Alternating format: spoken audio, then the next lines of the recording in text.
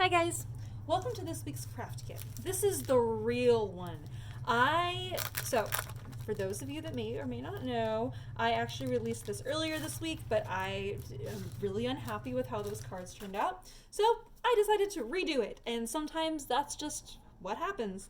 I sometimes think back on when I was working at Stampadoodle, and I was working with Wendy, and I would create something, and she'd be like, "Well, what do you think?" And I'd be like, I'm not really happy with it. And she said, you should create things that you love. You should create things that bring you true happiness. And so after I did my cards, I looked at them and I was like, I'm just not happy with them. And you know what? I made that realization, and now I'm going to show you what we are actually going to create because I am much happier with my idea now. Okay, so first off, what we're going to do here is we're actually going to fussy cut out this dragonfly. I had done all these little dots with my original plan, but you know what? I decided against it because I was just unhappy with how it had turned out. So we're going to go ahead and we're going to take our time here, and we're actually just going to cut out this beautiful golden dragonfly. What I've done to get the image down was I stamped the image with black VersaFine Clair ink. The ink, even after it dries, is really interesting because I was able to take mica powder, which is like a Pearl-Ex powder, and actually brush it onto where the ink had been, and the powder actually bonded to the ink. So that's why you get this beautiful metallic gold effect that's happening here with Dragonfly. Because we're going to be fussy cutting this dragonfly, some of these little swirls and things, there is just absolutely no way we're going to be able to cut those out. So unfortunately, we're going to have to say bye swirls and just cut those off. You're welcome, of course, to try and cut them out, but I don't expect it to go very well. I mean, you might be successful with it, but in my opinion, it's sometimes quite difficult to cut out swirls. It's just hard to do. When we get to this point right here, we are going to cut around the swirl so that way you can see the beautiful swirliness. All right. So then we're going to go around here like so. I know you guys can't really see this very well. There we are. So we're just going to be cutting out our dragonfly completely here.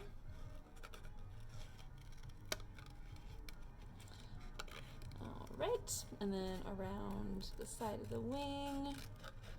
All right, so now when we get to these little tendrils, what we're gonna do here, I'm gonna cut off this one little swirly tendril, and we get to the little face here.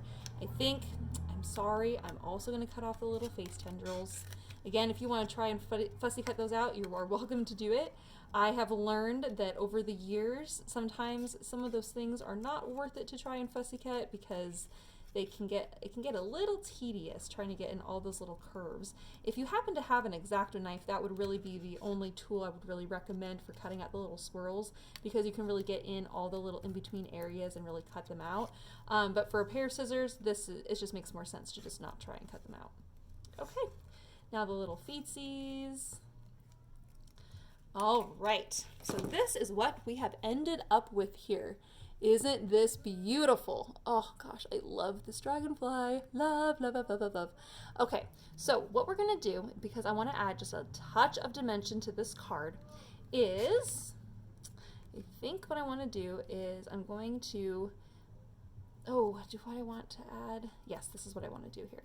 So we're gonna cut along this, I'm just gonna show you here with the light here. There we are.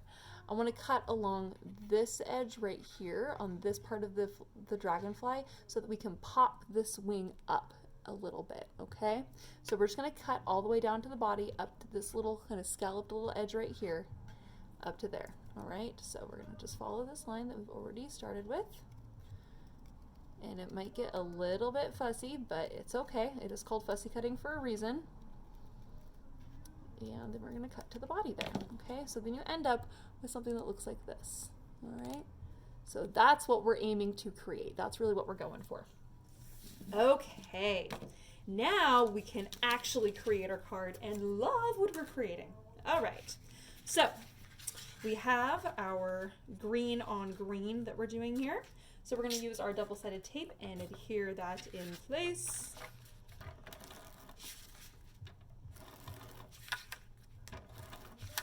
Actually, we're going to put double-sided tape down here, and then what we're going to do is we're going to take our gold ribbon here. I'm going to stick this little end right here on that side. And then I'm going to wrap it like this. And I'm going to wrap it a few times like this. And I think that I'm going to actually wrap it. So we're going to bring this over here. I'm folding this down, bringing this to the back side. I'm just pressing that in place so it sticks to the double-sided tape on the back. And then I'm going to come over and I'm going to cross over and then stick that down, making sure it's tight. And then we'll come back over and go across one more time. Okay. All right. You may need to trim off the excess on the back side. Okay, so you end up with that. Some fun kind of gold. And now I'm going to flip this over, put some double-sided tape on that area where the ribbons are sticking to the tape. And now I'm going to stick this onto the front of my card base. So there's going to be about a 1/16 of an inch border on all 4 sides there, because that is where the dark green is showing. Oh, apparently our ribbon's going on the far right side. That's fine, because I didn't realize my card was opening it this way, but that's okay.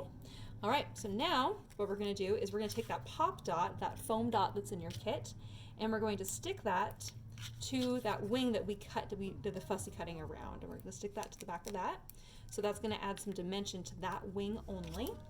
And we're going to take our glue here, and just to finish this off, we're going to put some glue on the body and on each of these little feetsies here, and put some on the little wing there, and then onto this wing grouping there. Okay, all right. So now we're going to stick this in place, and I kind of want it to look like he's just landed, and maybe he's kind of checking out the world a little bit. And we'll overlap his body right there just ever so slightly. Okay. And then his wing will be raised up, and you can actually pull it to the side just slightly if you want there to be a little bit of that green right here exposed, or you can just close it to leave it. I kind of want like a little bit of a green to be exposed because I like the way that that looks. And then we'll leave his little arm, I guess I'll leave his little arm up like he's kind of reaching out to say hi to someone. All right, so there we have our fun Dragonfly card. Isn't that cool? So I like this so much better than my last card. I just think that that comes together so much better. So we got our fun little Dragonfly there. And I think just because I'm this kind of person, I'm actually going to finish off the card by adding in some little black dots here and there. I'm going to use my black glaze pen, but you can use any black pen.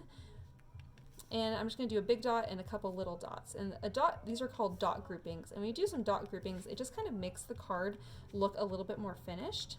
And I think that because I really like the way this Dragonfly looks, I'm going to do lots of little dots right around this little Dragonfly here, because I kind of want it to look like he just landed like maybe on a flower or something.